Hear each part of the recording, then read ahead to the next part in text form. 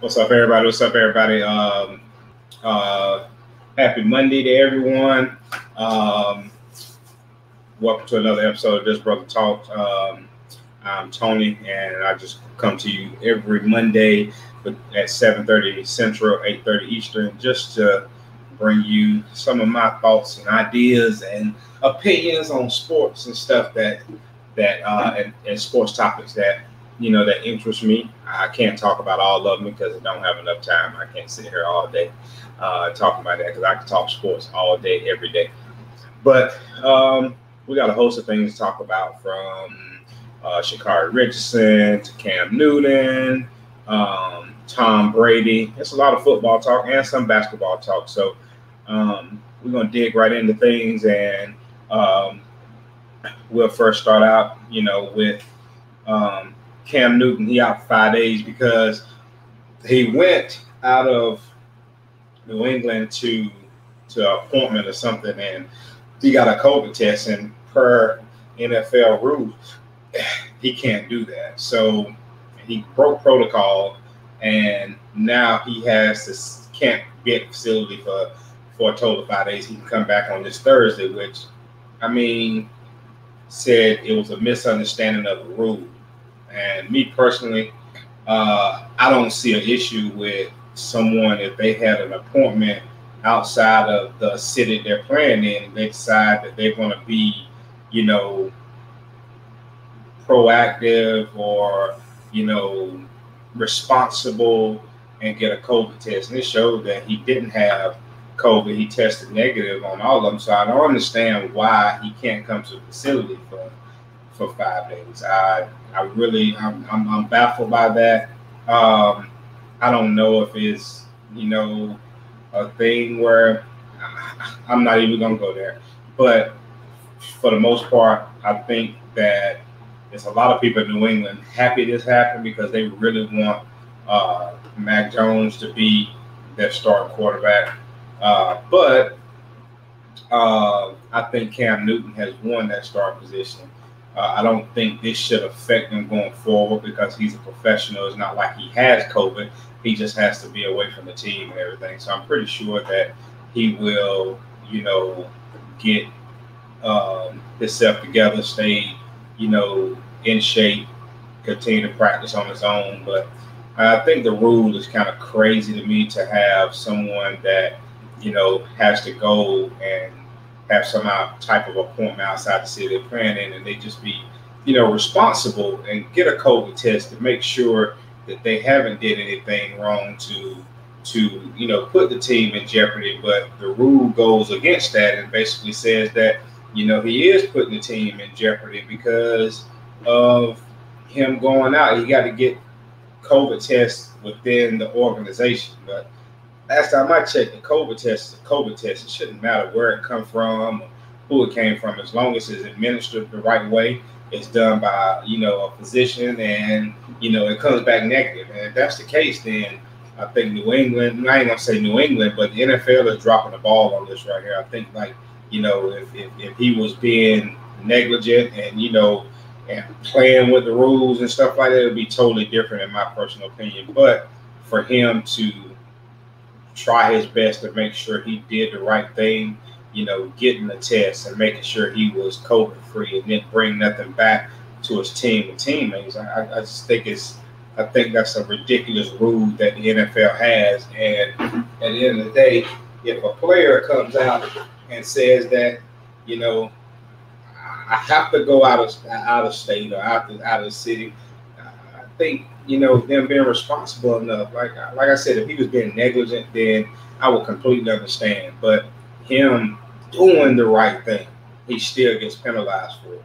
And it was just shocking to me whenever I saw it, pop up on the the bottom line this morning, saying that he was out and because it was a misunderstanding of the rule, which I think the rule is, it's a misunderstanding of it because it's a crazy behind rule to have. And I feel for Cam because Cam is fighting for, his NFL career, to me, because like a lot of people trying to, hang him out to dry, saying he's washed up, saying he's no good, he can't win in New England. I don't think that, long term that is a good spot for him, but I do think that, him having a year up under his belt, with all the situation stuff happen, I think this is, the right situation for right now. But going forward, I don't think it is.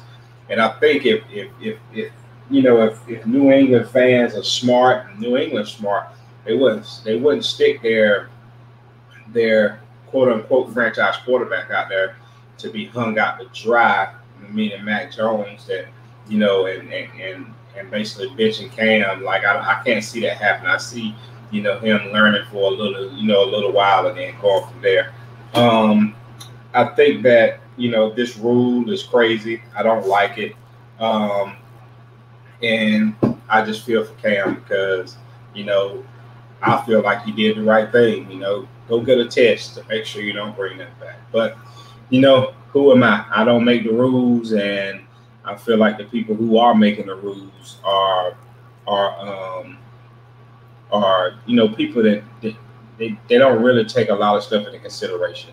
And that's just me. I think that when some of these guys make these rules, they don't think about everything. They don't think about everything that could happen. They just think about the right then and there. And I think that, that rule is kind of a bad one. All right, we're going to stay in football. And we are going to go to Taysom Hill and Jameis Winston. The New Orleans Saints haven't named a starting quarterback yet.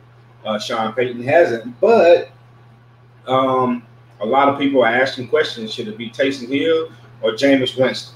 Yes. A lot of people try to put Jameis, to the backside because he led the NFL in interceptions last year. He threw 30 touchdowns, 30 interceptions.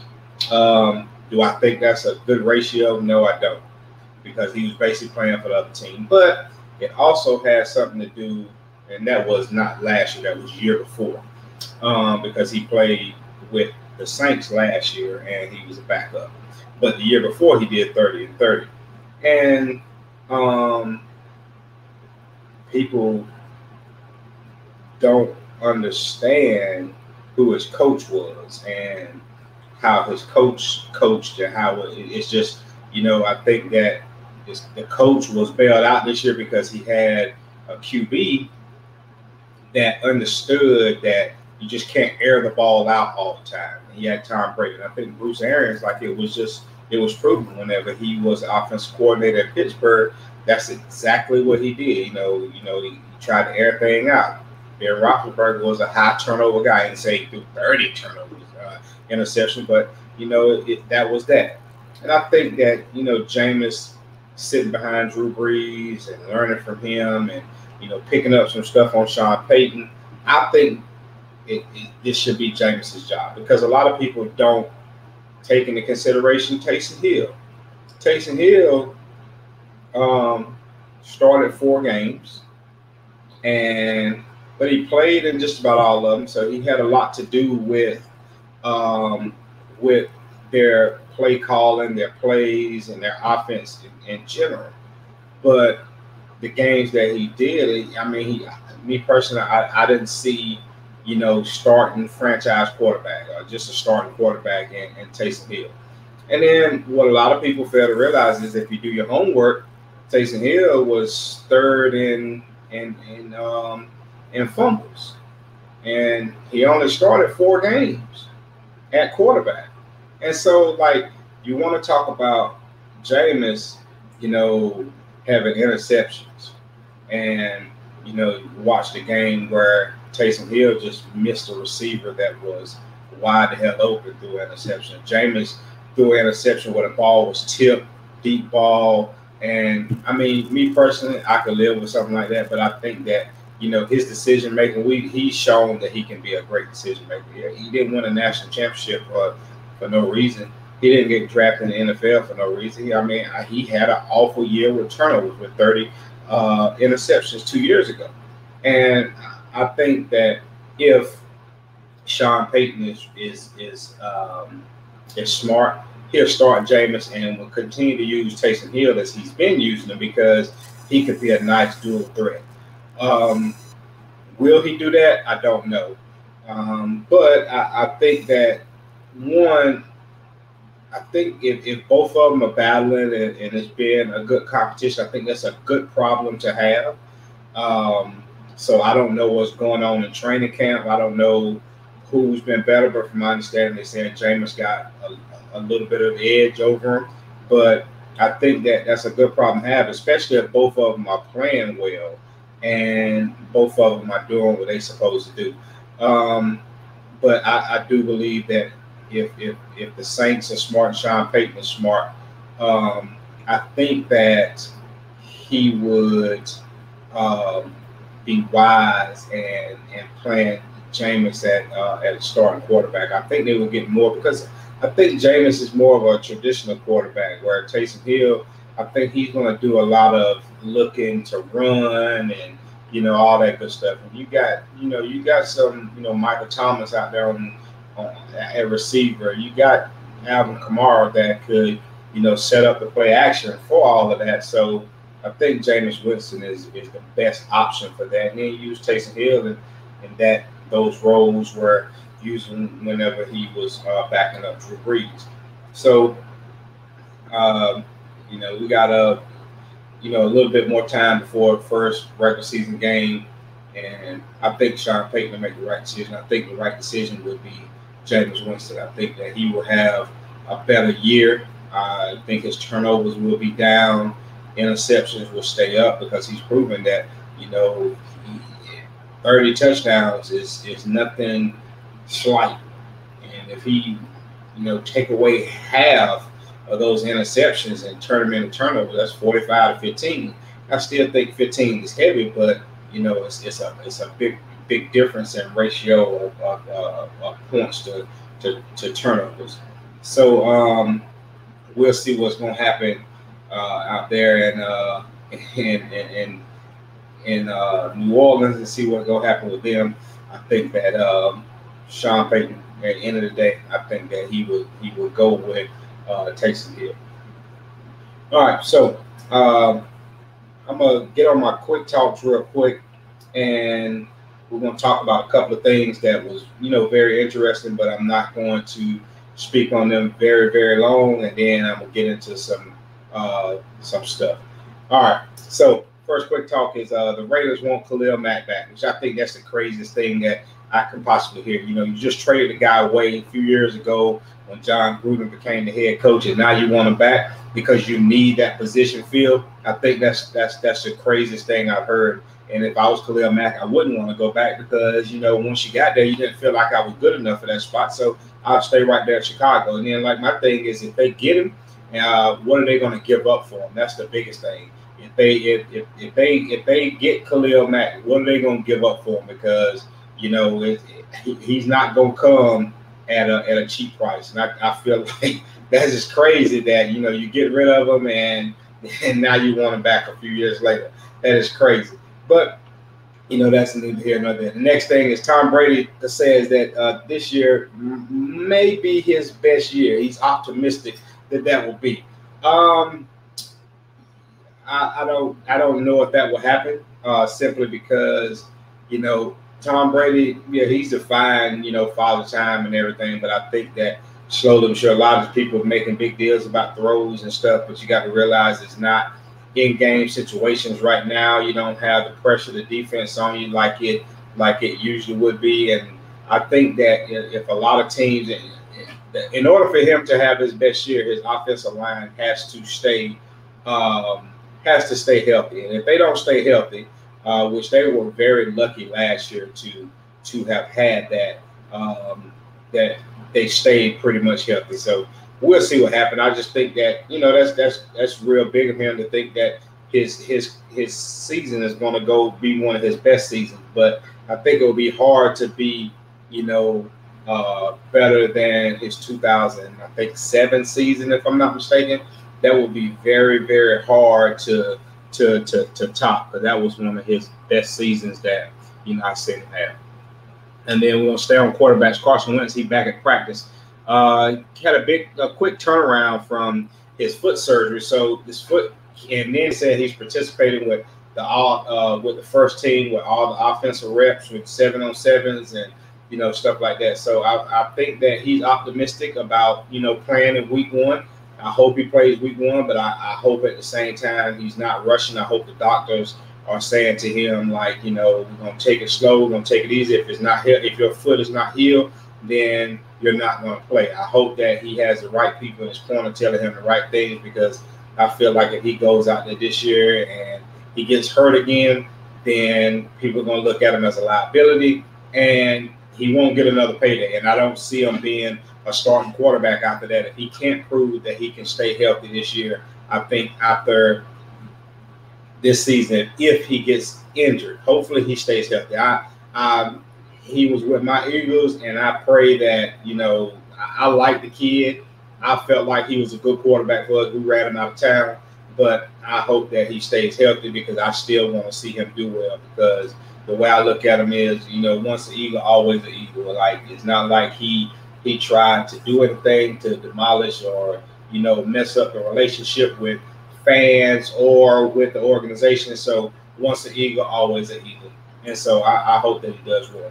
All right, next one is going to be Ben Simmons spotted knocking down jumpers. And my thing is I feel like Ben Simmons has potential to be, a really, really, really good basketball player. It's just his jump shot. And his jump shot is mainly mental. And, if you don't take him, I watched him play. It's not like he's just missing jump shots. It's not like, he's doing that type of stuff. And then, like, you get to the free throw line, missing free throws simply because I think it's all mental with him.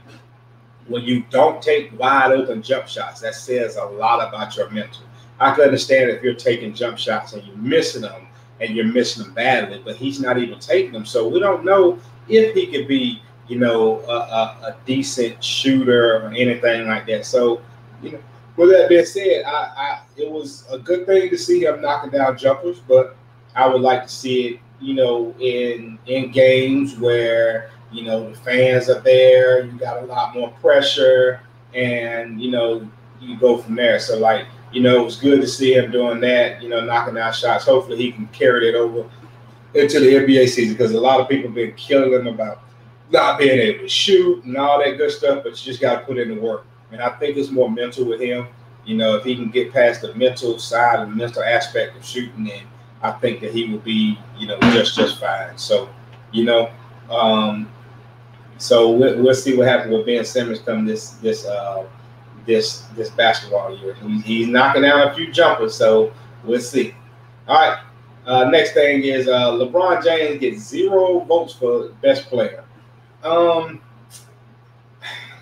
I think this was kind of overblown simply because, everybody has their opinion, and everybody, is starting to see it. Just because, LeBron has been great for years, and he's playing at a high level at his age now, that doesn't make him the best player in the league. It's okay for somebody else to be the better player in the league. And just because everybody else voted for, KD and Giannis, I mean, yes, he should have a chip on his shoulder. But no, they are not wrong for saying that LeBron James is not the best player in the league. And me personally, I don't think that that he's the best player in the league. I definitely think that it's KD. I think it's been KD for some years until, KD gets hurt. He got hurt, and so, I think that KD is the best player in the league. Some people, argue that it's Giannis, and it's just hard for me to say that Giannis is the best player whenever he really can't shoot a jump shot either. And everything is like, going to the basket, and when he does take jump shots, and he plays against somebody who's a little bit more physical and all that keeps him from getting to that rim, then he's an average basketball player. So, but LeBron James shouldn't take this personally. Well, I mean, he can take it personally, but I mean, you are 37. You are on the decline. A lot of people are trying to say, well, it's stats this and it's stats that, but it's more to basketball than just stats, because, you can get people to fill up the stat sheet and still not be the best in what they do. So I'm not saying that LeBron James is not one of the best players in the league, um, but I don't think that he is the best player in the league. I've been thinking that's been KD for the longest. I thought it was KD last year. I thought it was KD before he got hurt. A lot of people try to say, well, KD was with Golden State and all that good stuff, but even with being with Clay and Steph, he was still, to me, the best player in the league because he was the best player on that team. So LeBron, don't get too upset, and LeBron fans don't get too upset and think that, oh well, LeBron is not, he's not this and he's not that, and everybody making up excuses for him. But like, he is getting older, and if y'all really look at LeBron, he hasn't been as dominant as he has. He's been smart and methodical about all the other stuff that he's been doing or whatever. He's been making sure that he had that he has had better players in his corner and all that good stuff. So like,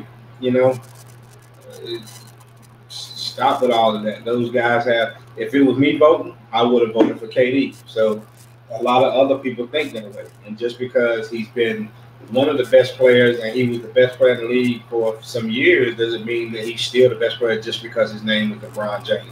It's okay for somebody else to be. All right. And so those are my quick talks for the day, and we're going to get into some stuff that, that happened over the weekend. And the first thing that happened was KD and Draymond. So KD and Draymond had a chance to sit down and hash some things out in Draymond's podcast. And I thought it was very interesting that, they sat down and some of the stuff that was said and some of the stuff that was done while they were playing. So I'm going to, play this video clip and then I'll talk on it in just a second. And for my own personal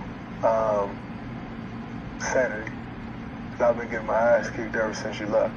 So just for my own personal sanity, how much did our argument against the Clippers drive you to ultimately lead the Warriors?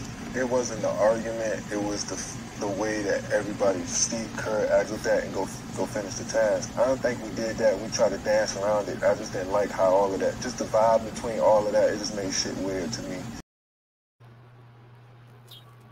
So to hear KD and Draymond talk about that, and KD said that, it wasn't the argument with Draymond that caused him to leave Golden State.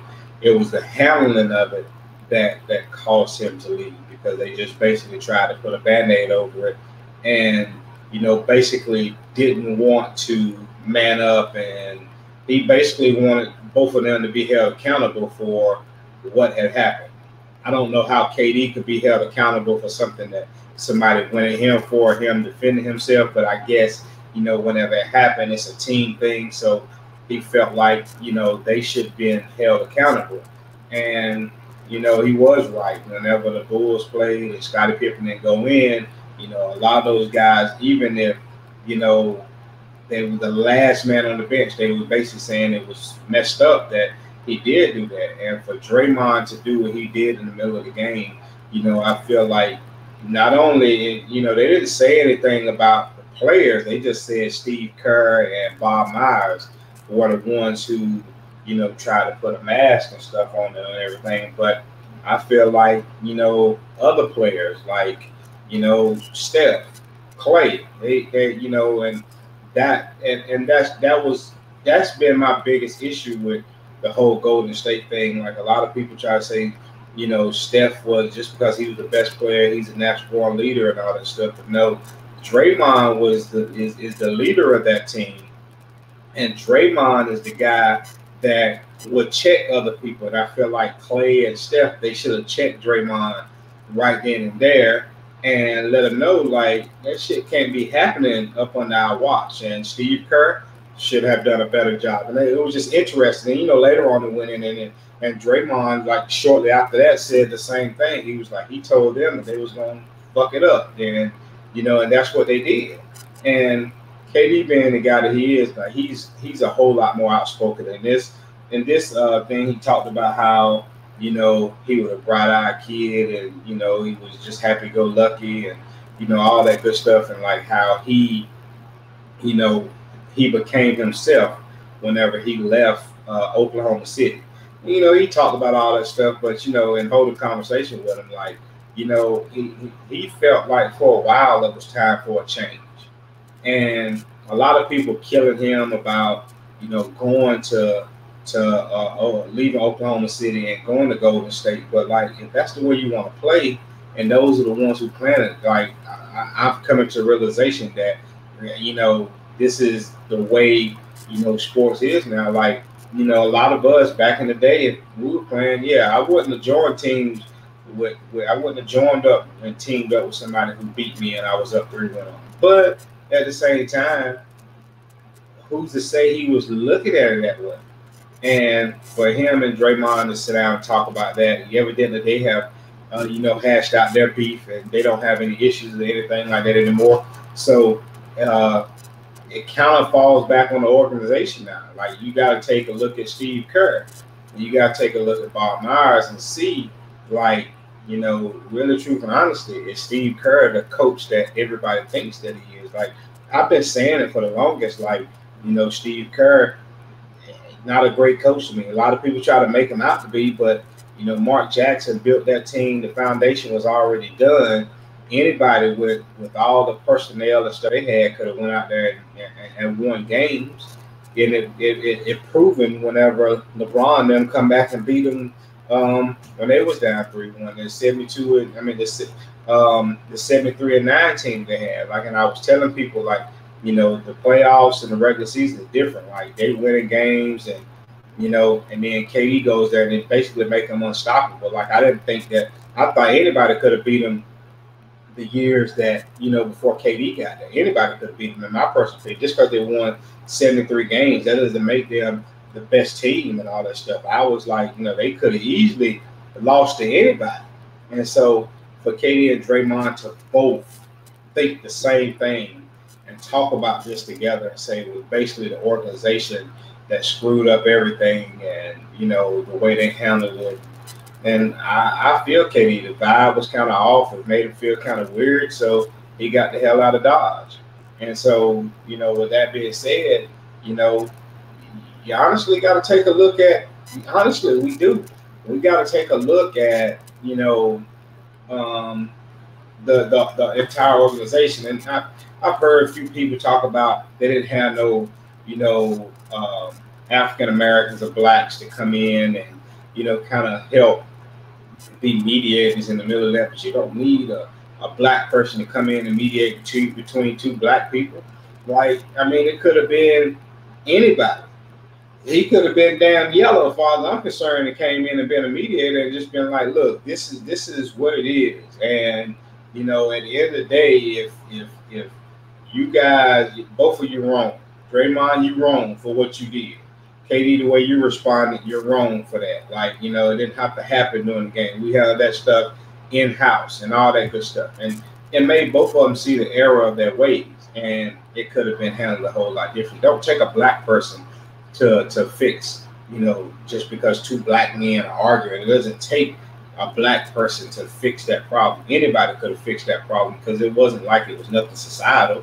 It was just, basically in the heat of the moment, Draymond said some stuff and he crossed the line that he shouldn't have said. And for him and KD, like they said, KD just now got over it, like whenever they became teammates for the USA Olympic team, which,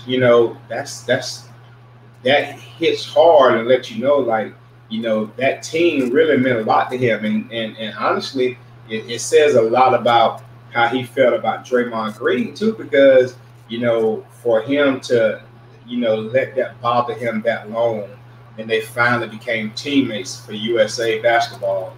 And that's kind of how they buried the hatchet. They had a chance to, sit down and talk, because if, with KD, he could have easily been like, the hell with Draymond. Like, I don't care about none of that stuff. Like, and went on about his way.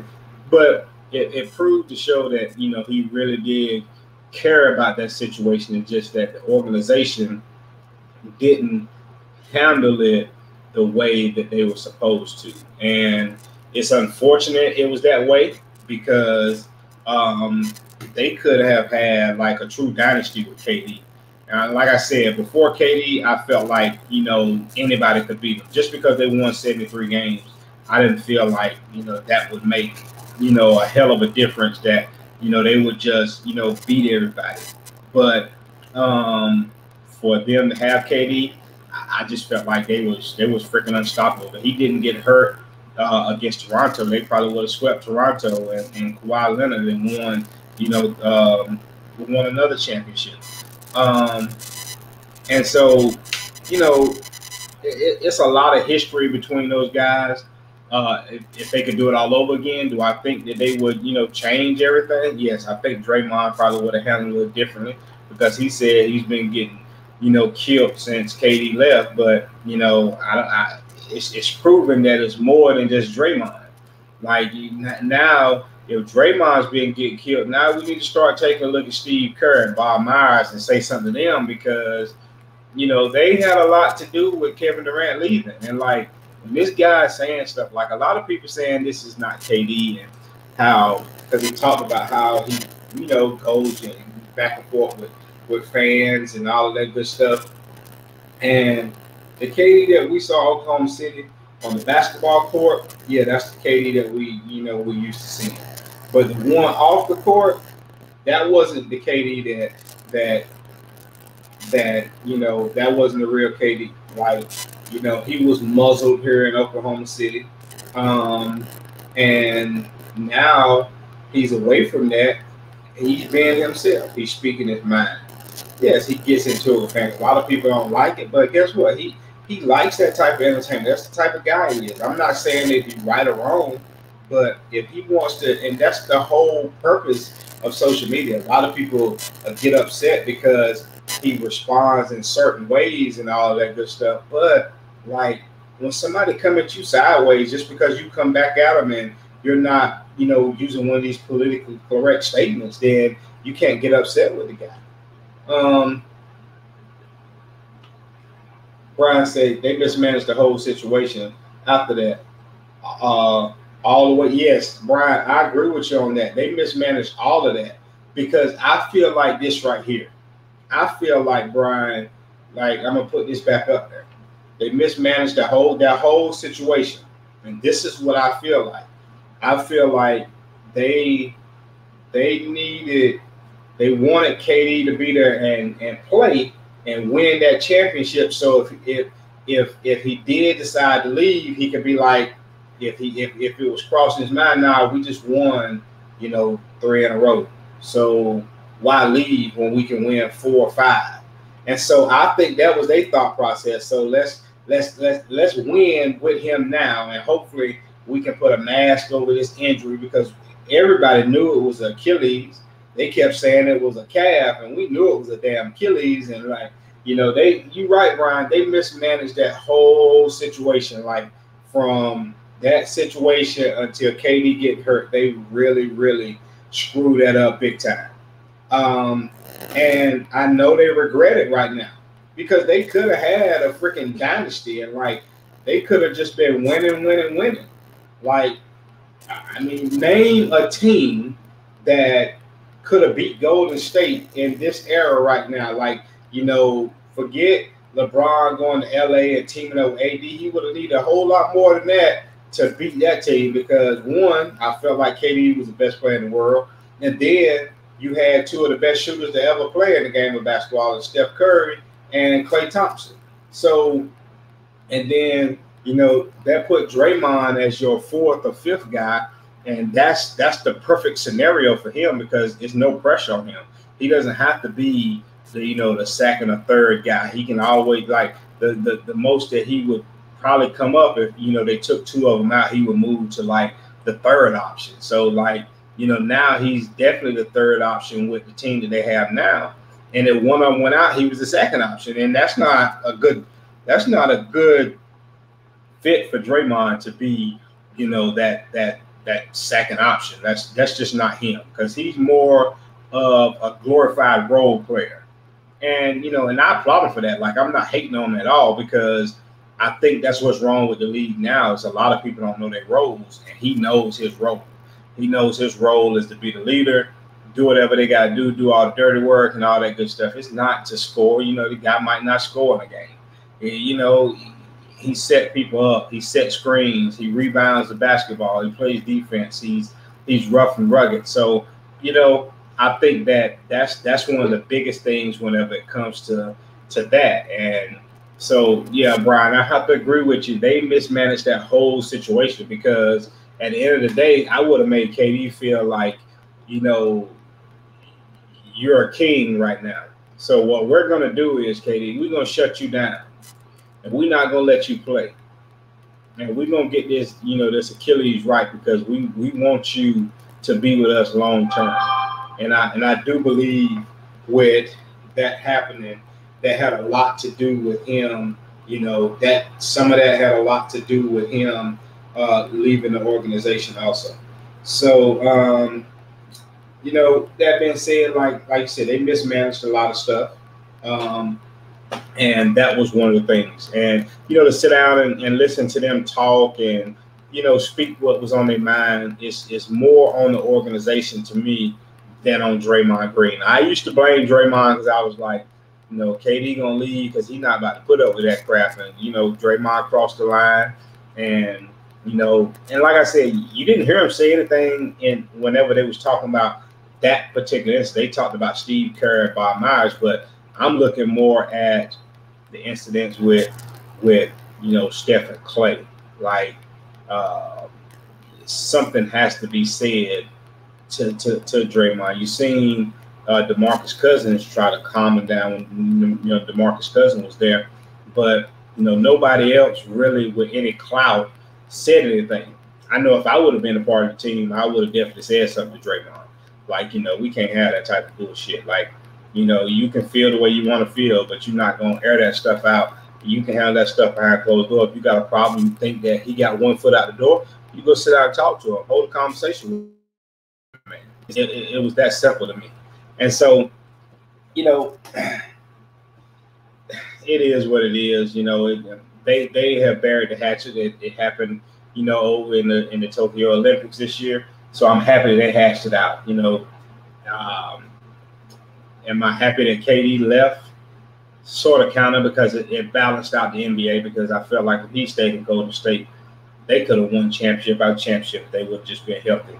Just added a few pieces here and there. So, but shout out to those two. And everybody needs to start taking a look at Steve Kerr and Bob Myers and quit looking at Draymond. Like, and that's one thing I'm happy about. Draymond plays for this organization, but he was man enough to come out and speak his mind. I made a joke, and I think it may be true. They probably gonna trade him now, because they don't like to be called out for stuff like that. And so now, like I said, you got to take a look at those guys, because as Brian said, and I totally agree, they mismanaged the whole situation. And that, all the way up to KD injury, that's when the situation really got worse, because Brian and I and a couple others, we talked about it, and we were saying that, like, this ain't gonna be good if he play, because we already know it's Achilles. It ain't no calf, it's an Achilles. You can tell what he grabbed and what was going on. And for them to sit him out that long and then, let him play, and then he ruptured it right in the game. He showed that he was still the best player, but he ruptured it. That was mismanagement, plain and simple. And so, shout out to those guys for sitting down and talking. Draymond, that was a good job. And for them to sit down and air their grievances, which they had already talked about it, and to put Steve Kerr and Bob Myers on blast was very interesting to me. All right, so getting on Carri Richardson. And I'm going to tell you like this right here. I'm not going to blast the young lady because she's young, she's black, and she's a female. So I'm definitely not going to blast her. I'm going to talk about some stuff. What up, Charles? Doing all right? And so I'm going to talk about a few things, but I just want everybody to listen to this little sound bite real quick, and I'll be right back. This is one race. I'm not done. You know what I'm capable of. Count me out if you want to. Talk all the shit you want, because I'm here to stay. I'm not done. I'm the 6th fastest woman in this game ever. And can't nobody ever take that from me. Well, I didn't get to see the race, and a good friend sent it to me, and I watched it. And my issue with everything is talking to people, and people they go and ask questions and all that stuff. So we're gonna take it back a little bit before this interview. She was breaking records here in the United States, and she was on her way to the Olympics. And she failed a drug test. And initially they just said she failed a drug test. Then afterwards, there were reports that it was marijuana. And a lot of people was already saying stuff. And so I'm going to take it here, and this is what a lot of people are thinking. And I had this conversation with my brother last night for a short little period of time. I said a lot of people is going to start thinking that that she might have been on some PEDs. And because she didn't look like the person that was running in the USA trials. She didn't look like the person who qualified for the Olympics, especially running. And that's what a lot of people are asking. Some people have brought that up, and the main media not going to ask that question. They ain't going to bring it up because they've already said it was marijuana. But at the end of the day, like, those questions are being asked again now. But for this young lady to go out there and run, she finished dead last. She finished 9th. And for her to come out and be like, the way she approached that, I felt like it was arrogant on her part. Like, I lost, so fucking what? But it's the way she lost. Like, if she would have lost, to the Jamaican women, and she came in 4th or something like that, 1 through 4, I wouldn't have no issues, because those women on another level. But she came in dead last. And I've talked about this before on other subjects whenever it comes to professional athletes. And a lot of times it's basically the black professional athletes. This young lady evidently doesn't have some of the right people in her corner. Because if I was in her corner in her camp, first of all, she wouldn't have got on national television and basically made herself look like kind of dumb or stupid or whatever, to say that, oh, I'm not going anywhere. It's one race. Yes, you're right, it's one race. But to say everybody can talk shit about her and all that good stuff, nobody had talked bad about her, because that was the interview right after the race.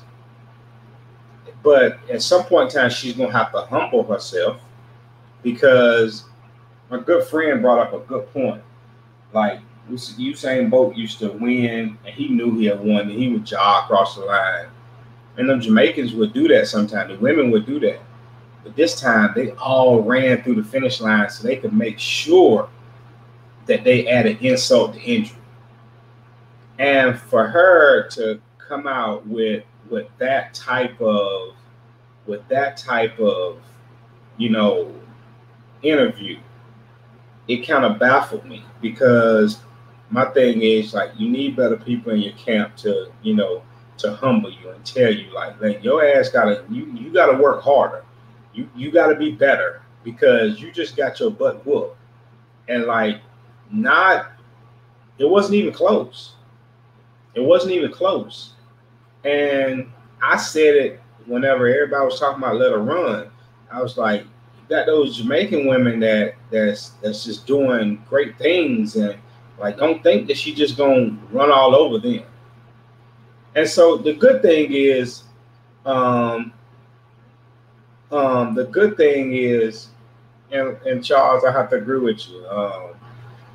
Yeah, like you gotta understand, you don't brag about your past after your last place performance makes her look bad to Americans. Yes, it does. And then the other thing too is that, I was always taught, and it still goes on now, you're only good as your last game or your last match or whatever. And she was in last place. Out of 9 runners in a Nike event, she finished last. So my thing about it is she's young, which is a plus. The other thing is that if she get the right people in her corner to kind of humble her, because it could go 2 ways. That's the way I'm looking at it. It could go 2 ways.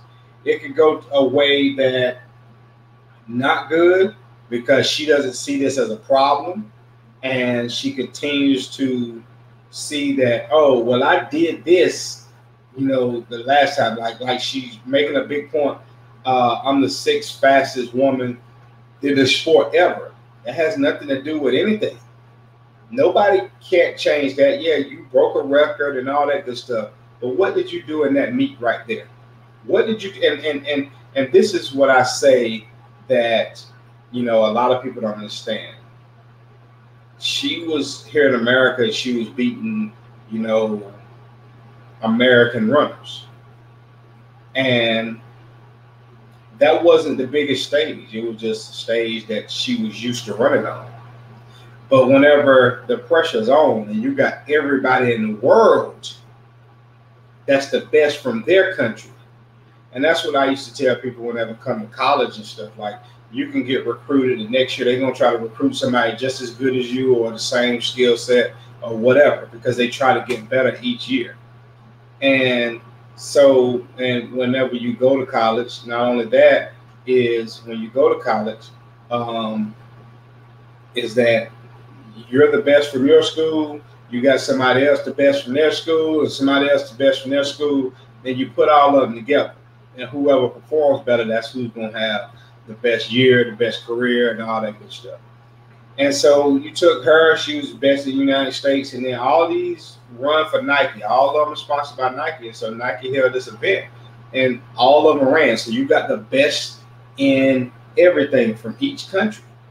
And she didn't perform at her best in the biggest stage. So I'm wondering how it would have been at the Olympics. But like I was saying, she's young, that could change. But if it doesn't change, she could go from being up here to being out here, like real quick. And then we'll be talking about, her fall from grace. That's what we'll be talking about. And so, but and to me, in that interview, I saw an immature young lady. And it's nothing against her character or anything, but that's just what I saw. Because an interview like that, me personally, I would have said, hey, I didn't run my best. They were better than me today.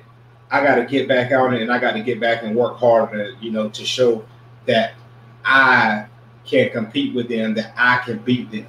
And it has nothing to do with anything that you did in the past.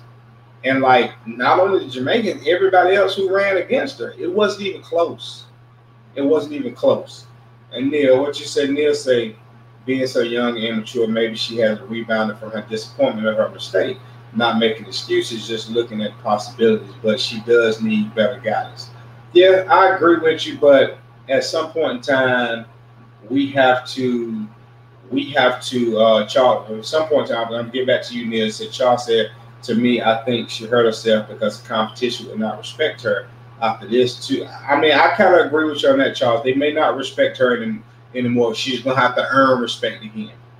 But Neil, you say you're not making excuses, just looking at possibilities. And me being a black person and communicating with black people all the time, I had a sister that, she felt like, people handle situations differently whenever she got caught smoking, weed or whatever. And I told her, I said, at some point in time, we got to hold people accountable. You know the rules, you know the regulations, you know what has to be done. And that goes back to my point about the people being around her. Because for her to make that mistake before the Olympics and she knew the rules, somebody was around her and never told her, hey, this ain't something you need to do. And I know it for a fact because I grew up in the hood. I grew up around drug dealers and guys who got in trouble. And if they saw me, the leash little thing, they was like, nah, dude, you're not doing that. You can't go down that path or something like that. So people in her corner are not doing her justice because it's showing after that loss that they still are flying high and got her on a pedestal saying that how great she is. And that's not the case because you're only good as your last. So at some point in time, we got to take a look at the people in our corner and change some things, because if she doesn't change that and everybody keeps telling her how great she is, but and Charles, that's what I say. She has too many yes people in the corner because everybody's seeing how great she is and how much money she gonna make and all that good stuff. So they just gonna tell her like, hey, this is what it is. And you say I agree with accountability, but many of today's athletes are caught up and do not have the guidance we did. Yes, I agree with you on that, Neil. But at the same time, I feel like we can't make up an excuse because this could be a fall from grace real quick. Like very, very quick. This girl has the potential to be one of the greatest runners ever if she put forth the right effort, have the right people guiding her. And the minute that, we don't hold her accountable for this, like the people that's guiding her right now, they're not holding her accountable. She's going to have issues after a while. It's going to be issues where, one, if she's not running, then, injuries or just, constantly losing races. And then once she, let's say, for instance, this happened again, Neil, where she runs again and it happens again, she runs again and she loses again against these girls. Then it's going to be psychological. And then the people that's guiding her is not going to know how to lift her up or get her out of that, that mental state that, that she needs to be in. So as long as we have people on the outside, and I'm not hating on her, I haven't said anything bad about the young lady. I'm just talking about the situation at hand and what she did. But until we get somebody to hold her accountable, and she's going, and if she loses, then I'm not saying she's going to lose the next match and next match. I said, but what if this happens? Like, you got to look at it. Then it becomes psychological, and then that's how. Okay, I'll use basketball players for an example. You get compared to somebody, you do great things, and then all of a sudden you don't live up to the hype. After a while, Hermano. See what happened to Hermano? Oh, he was going to be the next Jordan. Fell from grace. It didn't work out that well. And then you got with injuries, Derrick Rose, just got injured, and then it became psychological. So that's the way I look at it. And if she don't, then we'll have problems. And you say, but Charles said, but she know the rules and got to respect the rules like every other lady did in the and that was my whole big thing. A lot of people keep saying that marijuana was legal in the state that she lived in. I said, but it's not legal in the private entity that she's trying to work for. So I agree with you on that, Charles. That was my big thing. And then Neil said, exactly, there needs to be accountability in how she acts with grace and integrity. Yes, because if you looked at the interview of the girl who won the gold medal, when they asked her about that, she just, kind of brushed it off, very professional, left it alone. So at some point in time, this girl got to understand that you were running against your peers, and your peers were not better than you. But these people over in other countries, they see that. They see your arrogance. They see that you feel like your talent is going to take you past everybody else because you're beating them. But you ain't felt the pressure of them yet. And that's the thing. Like, when the best go against the best, that's when you see pressure bust pipes.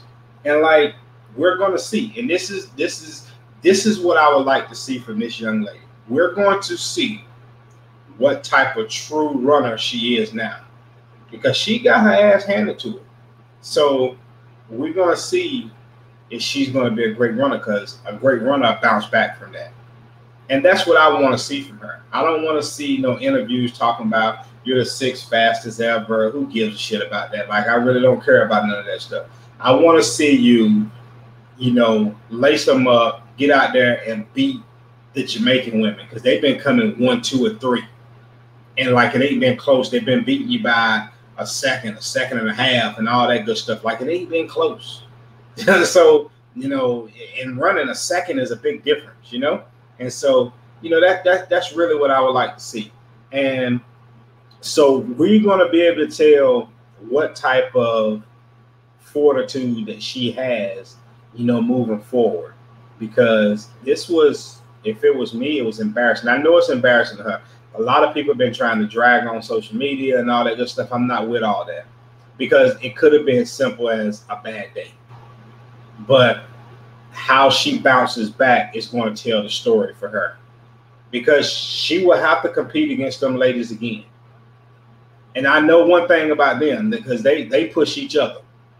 And so she going to have to get into that mode and not take this loss right here as at the end of the world. And then, Charles, you said her family might be involved in her career, right? She needs a real marketing team and people that care about her brand as a Olympic. Well, you know what? I think this might happen, Charles, and this is the other thing I was about to go to. She is signed with Nike, and that was a Nike event. And trust and believe, if they're going to be paying money for that, she can't be coming in 9th place. So I'm pretty sure the Nike reps have sat down and talked to her and kind of ironed some things out. Because after that interview, I know they had to, because I know I would have if I was her Nike rep and all that good stuff. Because one, you're supporting, you're marketing our brand, and we're not going to be embarrassed. We're not going to pay you to run and finish 9th place. That's one thing that I know.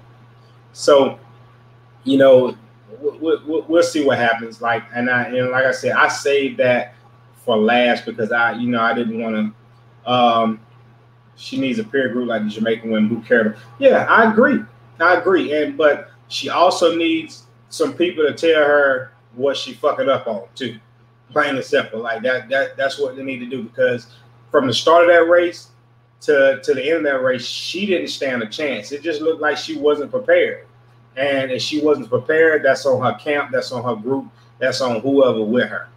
And so, that being said, I hope she bounced back, because I think she got the potential to be a great runner. And it's good to see a black woman at that run the way she does. I just wanted to bounce back and get rid of all the arrogance and stuff, and humble yourself and understand that, it's other people that's working harder than you, and they don't have the luxuries that you have, and they hear you talking and they take that stuff personally. So, bounce back, Sha'Carri. That's all I'm gonna say is bounce back, because I was looking forward to seeing you run against them, and because if you can compete with the Jamaicans, who are like A1 right now, then you're doing your thing. And Charles, last thing you said, I agree with that. Kill that hood mentality during her interview. Exactly, because nobody wants to see all of that. And like, she's very marketable because she's different. She wears her hair different. She wears her nails. She's her true, authentic self. But whenever it comes to the interviews, you got to be humble. Like her personality, is fit for running, but for interviews, when you get your butt whooped, you can't come at it like that. So, and tonight that concludes the show. I just want to say, and my final word would be on her is like, accountability. Like, make sure you hold everybody accountable. Plain and simple. Hold yourself accountable. Hold the next person accountable. Hold your family accountable. Hold your friends accountable. And don't be yes men. Like, at the end of the day, if you see something wrong with something somebody's doing, if you really care about that person, hold them accountable. So with that being said, hey, everybody who checked it out, I appreciate it. If you want to, you can share it so other people can check it out. I'll be back next Monday, same time, 7:30 Central, 8:30 Eastern. I hope that I entertained you well enough and that you enjoyed the show. I appreciate you guys checking it out. And until next week, y'all have a good rest of y'all week. Have a good night.